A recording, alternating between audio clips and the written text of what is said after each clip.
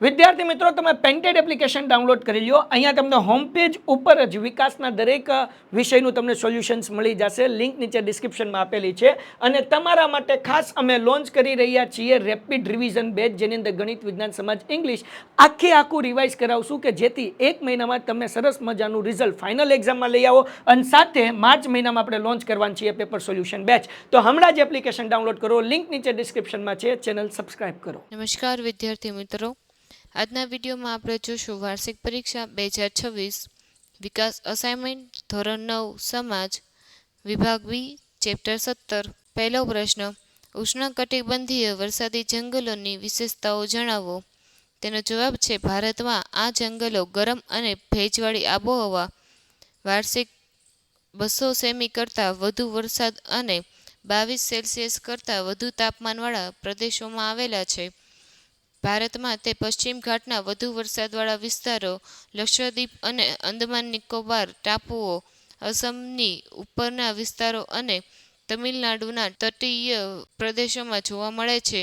વૃક્ષો, અબનુસ, rosewood, rubber વગેરે અહીંના મુખ્ય વૃક્ષો છે. વિશેષતાઓ: પહેલી, અહીંના વૃક્ષોની ઊંચાઈ 60 મીટર કરતાં વધુ હોય છે. બીજું, ઝાડી ઝાખરાના કારણે અહીં ભેજનું પ્રમાણ વધુ હોય છે.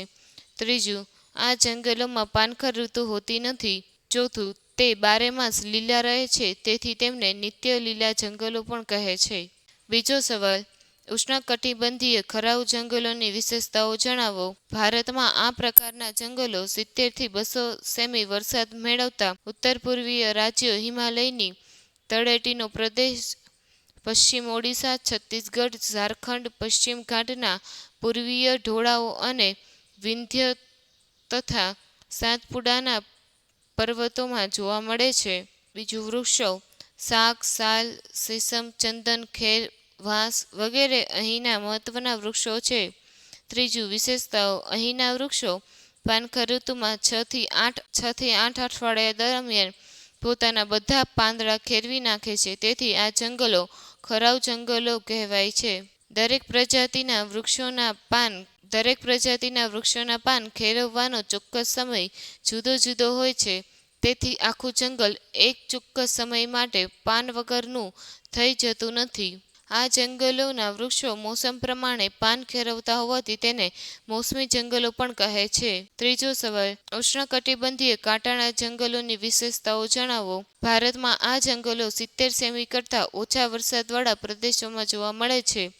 આ પ્રકારના જંગલો ગુજરાત, રાજસ્થાન, મધ્યપ્રદેશ, ઉત્તર પ્રદેશ, હરિયાણા અને પશ્ચિમ ઘાટના વર્ષાછાયાના કેટલાક વિસ્તારોમાં આવેલા છે.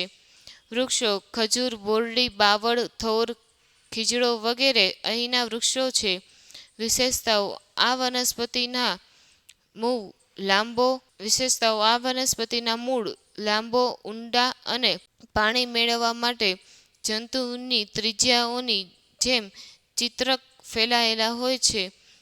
તેમના પાન નાના હોય છે, જેથી લાંબી સૂકી ગાથમાં બાષ્પીનિકાસનની ક્રિયા મંદ થાય છે. અહીંના જંગલોમાં વૃક્ષો છૂટાછવાયા હોય છે.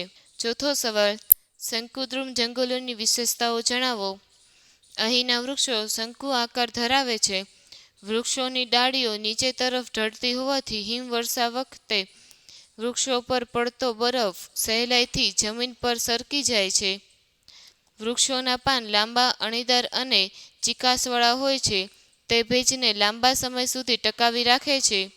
વૃક્ષોનું લાકડું અંદરથી પોચું અને માવાદાર હોય છે, તેથી તે કાગળ બનાવવા માટે ઉપયોગી છે. આ વૃક્ષોનો વિકાસ થવામાં ઘણા વર્ષો લાગે છે.